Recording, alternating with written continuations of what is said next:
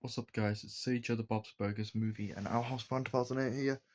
And today I'm going to do a review on a masterpiece sequel called Avatar Fire and Ash. So basically, this takes place after the second movie's left off. The Neytiri family, Neytiri is with a family. We have Spider, the human kid. He's saying that he doesn't belong with them. He's going to go back to the real world and he doesn't want to.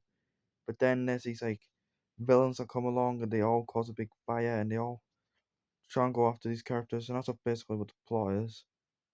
Now, guys, this is such a great movie, and I'm gonna say I actually like this. This is actually the best Avatar movie in my opinion. Yes, I like it more than the first two movies.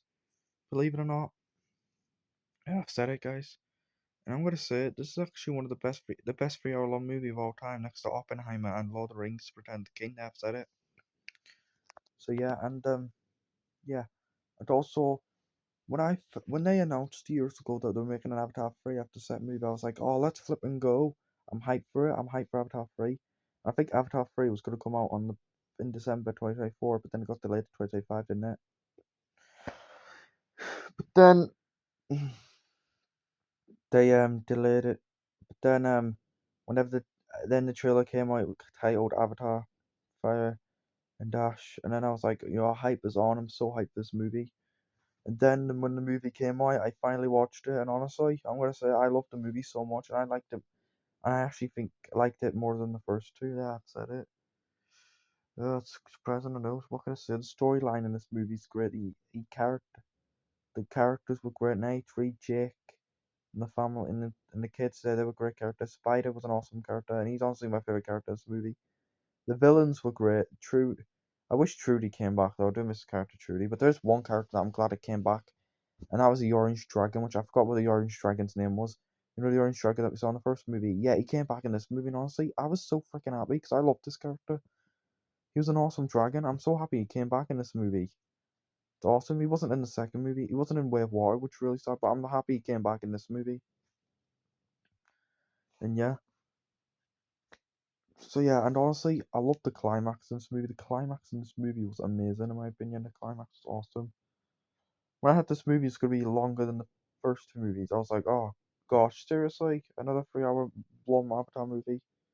But this is still an awesome movie. It was filled with everything. I loved it so much.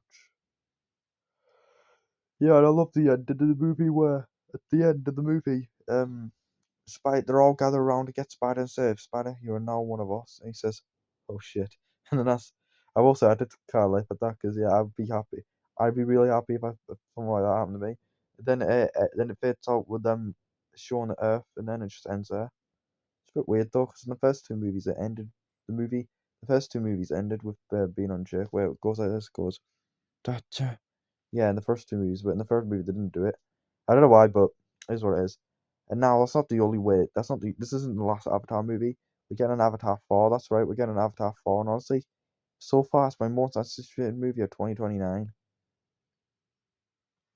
And yeah, and honestly, I'm gonna say it. This is I don't.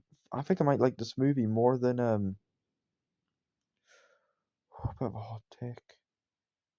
Hmm. This is probably the best 20th Century Fox movie of the 2020s decade so far. As live action, the best 20th Century Fox.